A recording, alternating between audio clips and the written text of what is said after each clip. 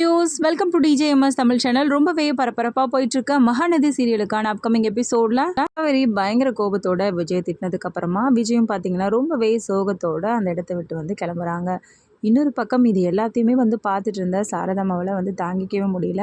இப்படியெல்லாம் நடந்து போச்சு, மாப்பிள்ளை எந்த அளவுக்கு வந்து திட்டாளே அப்படின்னு சொல்லிட்டு மனசுக்குள்ளேயே வந்து ரொம்பவே வந்து பரிதவிச்சு போகிறாங்க. இந்த விஷயத்தை பற்றி திரும்பவும் நம்ம காவேரி கிட்ட பேசும்போது எந்த அளவுக்கு கோபப்படுவாங்க அப்படின்றது நம்ம சாரதாமாவுக்கே வந்து தெரிஞ்ச விஷயம் தானே.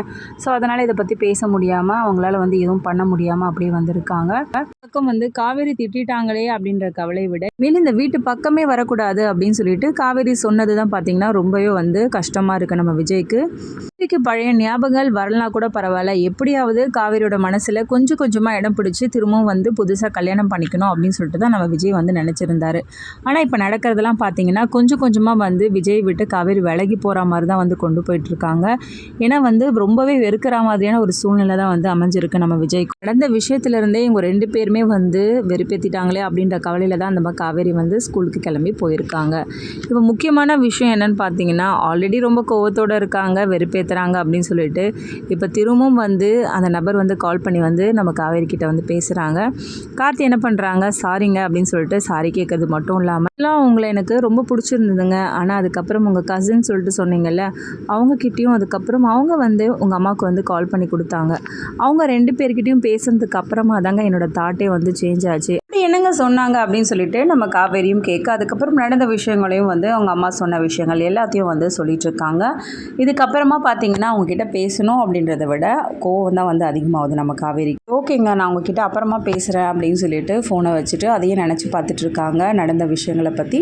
அதுக்கப்புறமா கோபத்தோட வீட்டுக்கு போன காவேரி பார்த்தீங்கன்னா நம்ம சாரதாம்மாவை பார்த்து வெளுத்து வாங்குற மாதிரியான கேள்விகள்லாம் வந்து கேட்க ஆரம்பிக்கிறாங்க. உண்மையாலுமே ஒரு விஷயம் புரியலம்மா, நீ தான் என்னை பெத்தையா அப்படின்ற மாதிரி வந்து கேள்வி கேட்க, என்னடி ஏன்டி இப்படிலாம் வந்து கேட்குற, எப்படிம்மா உனக்கு வந்து இப்படிலாம் தோணுச்சு, ஒரு பொண்ணோட வாழ்க்கையை கெடுக்கணும்னு நினைக்கிறியா, அதுவும் பெத்த பொண்ணோட வாழ்க்கையை வந்து கெடுக்கணுன்றதுக்காக ஒரு பொண்ணை பற்றி அவங்ககிட்ட வந்து தப்பாக சொல்லுவியா அப்படின்ற மாதிரி வந்து காவியோட கேள்விகள்லாம் வந்து இருக்குது. நம்ம சாரதாமா வந்து நியாயப்படுத்தி அந்த விஷயத்தை பற்றி வந்து சொன்னாலும் அதை கேட்டுக்கக்கூடிய மனநிலைமையில் நம்ம காவேரியும் இல்லை. ஸோ வந்து திரும்ப வந்து கோவப்பட்டு வந்து பேச ஆக்சுவலியே வந்து முழிக்காதமா இந்த வீட்டை விட்டு போயிடு அப்படின்ற மாதிரி வந்து பேச ஆரம்பிக்கிறாங்க. பக்கம் விஜய்க்கும் கால் பண்ண காவேரி இந்த மாதிரி ஒரு வேலைகள்லாம் பண்ணியிருக்கீங்களே அப்படின்னு சொல்லிட்டு என்னென்ன வந்து கேள்விகள் கேட்க முடியுமோ அந்த அளவுக்கு வந்து நல்லா திட்ட ஆரம்பிக்கிறாங்க விஜயையும். என்னோட மைண்ட் வாய்ஸ் பார்த்தீங்கன்னா ஏற்கனவே அவகிட்ட நல்ல பேர் கிடையாது, இதில் திரும்ப எல்லா விஷயத்துலையும் நம்ம வந்து மாட்டிட்டு வரமே, இதுக்கப்புறமா எப்படி நம்மக்கிட்ட வந்து பேச ஆரம்பிப்பா, இதுக்கப்புறமா அவகிட்ட வந்து நம்ம பேசுறதுலாம் வந்து நடக்கக்கூடியாத விஷயமாயிடுமே அப்படின்ற மாதிரி அவரோட மைண்ட் வாய்ஸ் வந்து இருக்குது. அப்புறமா கொஞ்ச நேரம் கழித்து கோபம்லாம் தணிஞ்சதுக்கு அப்புறமா அம்மாவை தேட தோணும்ல, அது மாதிரி தான் வந்து சாரதாம்மா வந்து தேடுறாங்க. வீட்டில் பார்த்தீங்கன்னா வந்து இல்லை, அதுக்கப்புறம் வந்து அழ ஆரம்பிக்கிறாங்க தேடி பார்த்து. என்னதான் பயங்கர கோபத்தோடு வந்து அம்மாவை திட்ட ஆரம்பித்தாலும் அம்மா இல்லாமல் இருக்க முடியாது இல்லையா காவேரியால். ஸோ வந்து என்ன பண்ணுறதுன்னு தெரியாமல் யோசிக்கிறாமா, அம்மா எங்கே போயிருப்பாங்க, நம்ம திட்டில் தான் அவங்க வந்து கிளம்பி எங்கேயாவது போயிட்டுருப்பாங்க அப்படின்னு சொல்லிட்டு ரொம்பவே பயந்து போகிற காவேரி விஜய் கிட்ட வந்து ஹெல்ப் கேட்குறாங்க. விஜய்க்கு கால் பண்ணி வந்து பேச ஆரம்பிக்கிறாங்க. விஜய் இந்த விஷயத்தை கேட்டதும் பார்த்தீங்கன்னா 10 மினிட்ஸில் அங்கே வந்துடுறேன் காவேரி மிஸ் அப்படின்னு சொல்லிட்டு ஃபோனை வைக்கிறாங்க. அழுதுகிட்டே இருக்க காவேரியை பார்த்ததும் வந்து விஜய் வந்து சமாதானப்படுத்த முயற்சி பண்ணுறாங்க. அழாதீங்க மிஸ், நீங்கள் ஒன்றும் கவலைப்படாதீங்க, எங்கேயும் போயிருக்க மாட்டாங்க, பக்கத்தில் தான் எங்கன்னா போயிருப்பாங்க அப்படின்ற மாதிரி. இல்லை நான் அம்மாவை ரொம்பவே திட்டுட்டேன், என்னால் வந்து கோபத்தை வந்து கண்ட்ரோல் பண்ணவே முடியல, அவங்கள பயங்கரமாக கேள்வி மேலே கேள்வி கேட்க ஆரம்பிச்சிட்டேன், இந்த வீட்டை விட்டு போயிடுங்க, என்னை பெற்ற தாய் அப்படி இப்படின்னு சொல்லிட்டு நான் கேட்க ஆரம்பிச்சிட்டேன், அதனால தான் அம்மா எங்கே போயிட்டாங்க, எனக்கு பயமாக இருக்குது அப்படின்ற மாதிரி அவங்க வந்து புலம்ப.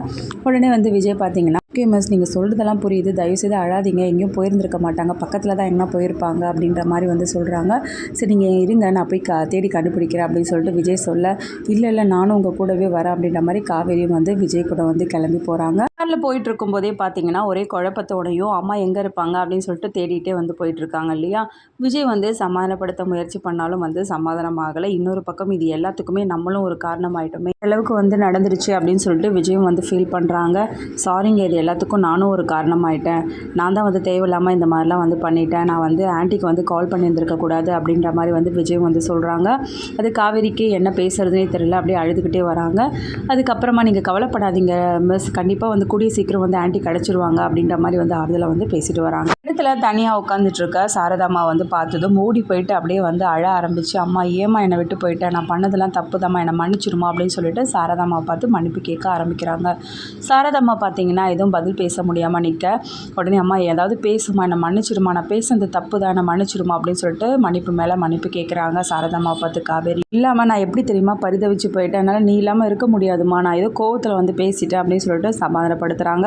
வீட்டுக்கு வந்ததுக்கப்புறமா சாரதாம்மா பார்த்த காவேரி பல கேள்விகளை வந்து கேட்க ஆரம்பிக்கிறாங்க. அதாவது நீ இப்படி பேசிட்ட அப்படின்றத தாண்டி நீ என்னை விட அவருக்கு ரொம்ப இம்பார்ட்டன்ஸ் கொடுக்குறிய, அதுக்கான காரணம் தாம்மா என்ன, எனக்கு ஒன்றுமே புரியல, நீ அவரோட விஷயத்தில் என்னை விட அதிகமான அக்கறை எடுத்துக்கிற, அந்த குழந்தை மேலேயே இவ்வளோ அக்கறையாக இருக்க, எனக்கு அது மட்டும் சரியாக புரியவே இல்லை அப்படின்ற மாதிரி வந்து கேட்க ஆரம்பிக்கிறாங்க. முக்கியமான காரணம் ஒன்று இருக்குது, அது நேரம் வரும்போது நானே சொல்கிறேன் அப்படின்னு சொல்லிட்டு காவேரி கிட்ட வந்து சொல்கிறாங்களா. இதுக்கப்புறமா காவேரியும் பார்த்திங்கன்னா எப்படியும் வந்து கேட்காம விட மாட்டாங்க. அது என்ன காரணம்னு சொல்லிட்டு தெரிஞ்சுக்கணும் அப்படின்றதுக்காக திரும்ப திரும்ப சாரதாம்மா பார்த்து கேள்வி கேட்பாங்க இல்லையா. ஸோ சாரதாம்மாவோட ஒரே பதில், அதுக்கான நேரம் வந்து வரும்போது நான் கண்டிப்பாக சொல்கிறேன் அப்படின்ற மாதிரி வந்து சொல்கிறாங்க. ஆல்ரெடி ரம்யாவுக்கு கால் பண்ண காவேரி அவங்கள வீட்டில் உள்ளவங்களாம் வந்து கூட்டிகிட்டு வந்து விஜய் வீட்டில் போய் பாருங்கள், சீக்கிரமாக வந்து அதுக்கான வேலைகளை வந்து ஆரம்பிங்க அப்படின்னு சொல்லிட்டு சொல்கிறாங்க இல்லையா. இதுக்கப்புறமா ரம்யா அதுக்கேற்ற மாதிரி அவங்க ஃபேமிலி வந்து கூட்டிகிட்டு போயிட்டு விஜய் வீட்டில் போய் பார்க்குறாங்களா. அதுக்கப்புறம் விஜயோட பதில் என்னவாக இருக்கும், கண்டிப்பாக ஆல்ரெடி எனக்கும் காவேரிக்கும் கல்யாணம் ஆகிடுச்சுங்க. வந்து ஃப்ளாஷ்பேக் சொன்னதுக்கு அப்புறமா எல்லாத்தையும் புரிஞ்சுக்கிட்ட ரம்யாவும் இவ்வளோ பெரிய விஷயம் நடந்திருக்கா, பரவாயில்லைங்க, நீங்கள் ரொம்ப கிரேட் அப்படின்னு சொல்லிட்டு நினச்சிக்கிட்டு அதுக்கப்புறமா அவங்களோட வாழ்க்கையை விட்டு விலகி போகிறாங்களா. இதுக்கப்புறமா இந்த விஷயத்தை தெரிஞ்சுக்கிட்ட காவேரி என்ன மாதிரியான வந்து ரியாக்ட் பண்ணுறாங்க. இன்னொரு பக்கம் வந்து பார்த்திங்கன்னா அம்மோட ஸ்கூலில் வந்து மதர்ஸ் டே ப்ரோக்ராம் வந்து நடக்குது. அதுக்கு வந்து அந்த குழந்தையோட அம்மாவை வந்து நம்ம காவேரி வந்து இருக்க போகிறாங்களா. இது எல்லாமே தெரிஞ்சுக்கலாங்க. அதுக்கு மறக்காம சேனலை வந்து சப்ஸ்கிரைப் பண்ணிக்கோங்க. கூடவே இருக்க அந்த பெல் ஐக்கனும் கிளிக் பண்ணிவிடுங்க. அப்போ தான் நான் போடுற அடுத்தடுத்த வீடியோஸ் உங்களுக்கு நோட்டிஃபிகேஷனில் வரும். ஓகே வியூஸ், தேங்க்ஸ் ஃபார் வாட்சிங் திஸ் வீடியோ.